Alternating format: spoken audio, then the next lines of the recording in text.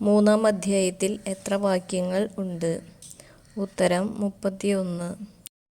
കാനായിലെ യുദ്ധങ്ങളിൽ പങ്കെടുത്ത് പരിചയം സിദ്ധിച്ചിട്ടില്ലാത്ത ആരെ പരീക്ഷിക്കാൻ വേണ്ടിയാണ് കർത്താവ് കുറേ ജനതകളെ ശേഷിപ്പിച്ചത്? ഉത്തരം ഇസ്രായേൽക്കാരെ. എന്തിൽ പങ്കെടുത്ത് പരിചയം സിദ്ധിച്ചിട്ടില്ലാത്ത ഇസ്രായേൽക്കാരെ പരീക്ഷിക്കാൻ വേണ്ടിയാണ് കർത്താവ് കുറേ ജനതകളെ ശേഷിപ്പിച്ചത്? ഉത്തരം കാനായിലെ യുദ്ധങ്ങളിൽ. കർത്താവ് ശേഷിപ്പിച്ച ജനതകൾ ആരെല്ലാം? ഉത്തരം ഫിലിസ്ത്യരുടെ 5 പ്രഭുക്കന്മാർ, കാനാന്യർ, സീദോന്യർ, ഹിവ്യർ. ഫിലിസ്ത്യരുടെ എത്ര പ്രഭുക്കന്മാരെയാണ് കർത്താവ് അവശേഷിപ്പിച്ചത്? ഉത്തരം 5 പ്രഭുക്കന്മാരെ.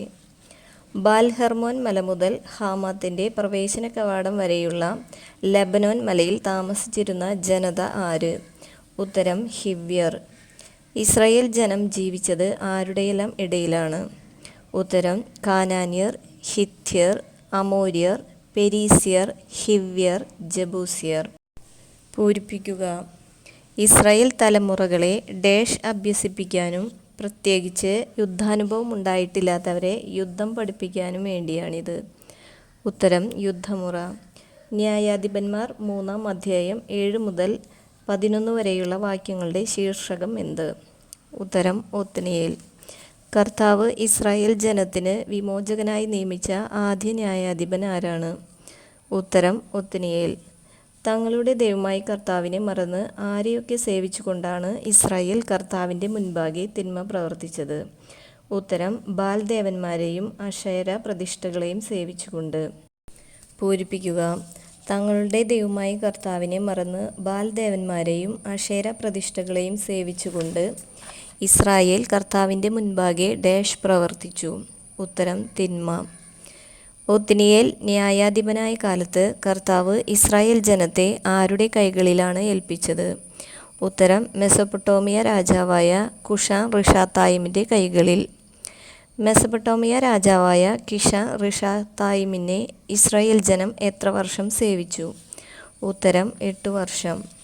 മെസൊപ്പൊട്ടോമിയ രാജാവായ കിഷാൻ റിഷാത്തായിമിനെ സേവിച്ച ഇസ്രായേൽ ജനത്തെ മോചിപ്പിക്കാൻ കർത്താവ് നിയമിച്ച വിമോചകൻ ആര്?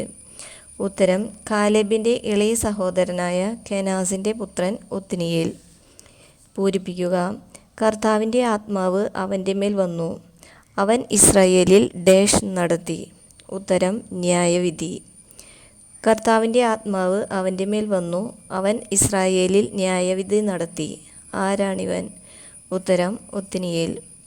ഒത്നിയേലിൻ്റെ കാലത്ത് ദേശത്ത് എത്ര വർഷം ശാന്തി നിലനിന്നു? ഉത്തരം 40 വർഷം. ഒത്നിയേലിന് ശേഷം കർത്താവ് നിയമിച്ച ന്യായാധിപൻ ആരാണ്? ഏഹൂദ്.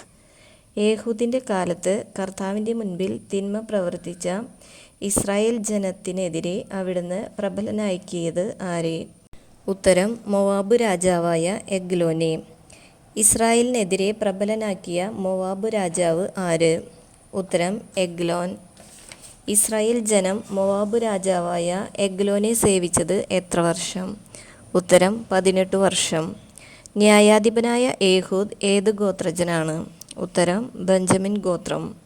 ബെഞ്ചമിൻ ഗോത്രജനായ ഗേരയുടെ മകനും ഇടത്ത് കയ്യനുമായ ന്യായാധിപൻ ആര്? ഉത്തരം ഏഹൂദ്. ഇസ്രായേൽ മോവാബ് രാജാവായ എഗ്ലോന് കാഴ്ച കൊടുത്തയച്ചത് ആരുടെ കൈവശമാണ്? ഉത്തരം ഏഹൂദിൻ്റെ കൈവശം. ഏഹൂദ് എത്ര മുഴം നീളമുള്ള ഇരുവായ് തലവാൾ ഉണ്ടാക്കി വസ്ത്രത്തിനടിയിൽ വലത്ത് തുടയിൽ കെട്ടിവെച്ചു? ഉത്തരം 1 മുഴം നീളമുള്ള.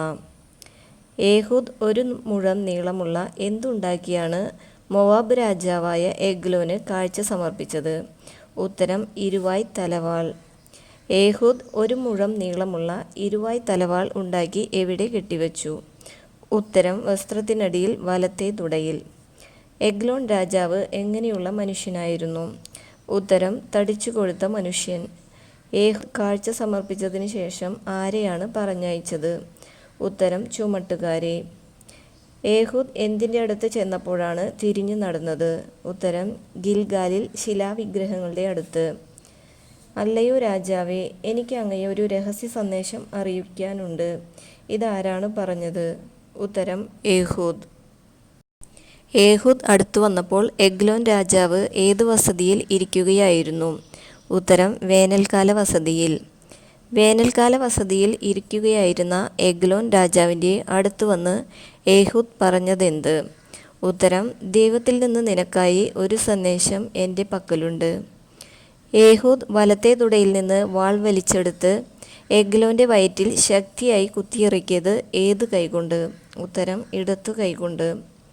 ഏഹൂദ് ഇടത്ത് കൈകൊണ്ട് വലത്തെ തുടയിൽ നിന്ന് വാൾ വലിച്ചെടുത്ത് അവൻ്റെ വയറ്റിൽ എങ്ങനെ കുത്തിയിറക്കി?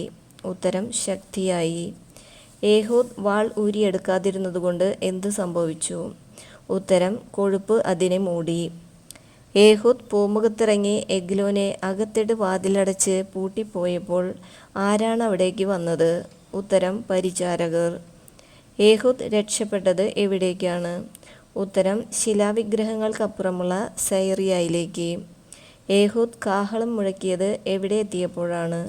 ഉത്തരം എഫ്രായിം മലമ്പ്രദേശത്ത്. ഏഹൂദ് എഫ്രായിം മലമ്പ്രദേശത്ത് എത്തിയപ്പോൾ എന്തു ചെയ്തു? ഉത്തരം കാഹളം മുഴക്കി. അവൻ അവരോട് പറഞ്ഞു, എൻ്റെ പിന്നാലെ വരുക, കർത്താവ് നിങ്ങളുടെ ശത്രുക്കളായ മോവാബ്യരെ നിങ്ങളുടെ കൈകളിൽ ഏൽപ്പിച്ചിരിക്കുന്നു. ഇത് ആരോട് പറഞ്ഞു? ഉത്തരം ഏഹൂദ് ഇസ്രായേൽ ജനത്തോട്. ഇസ്രായേൽ ജനം ഏഹൂദിൻ്റെ പിന്നാലെ പോയി മോവാബിനെതിരെയുള്ള എന്താണ് പിടിച്ചടക്കിയത്? ഉത്തരം ജോർദാൻ്റെ കടവുകൾ. ഏഹൂദിൻ്റെ നേതൃത്വത്തിൽ ഇസ്രായേൽ ജനം കൊന്നത് എത്ര മോവാബ്യരെയാണ്? ഉത്തരം 10,000-ഓളം. ഏഹൂദിൻ്റെ കാലത്ത് എത്ര വർഷമാണ് ശാന്തി നിലനിന്നത്? ഉത്തരം 80 വർഷം. ഏഹൂദിൻ്റെ പിൻഗാമി ആര്? ഉത്തരം ശംഖാർ. അനാത്തിൻ്റെ പുത്രൻ ആര്? ശംഖാർ. 600 ഫിലിസ്ത്യരെ ചാട്ടകൊണ്ട് കൊന്ന് ഇസ്രായേലിനെ രക്ഷിച്ച ന്യായാധിപൻ ആരാണ്? ഉത്തരം ശംഖാർ.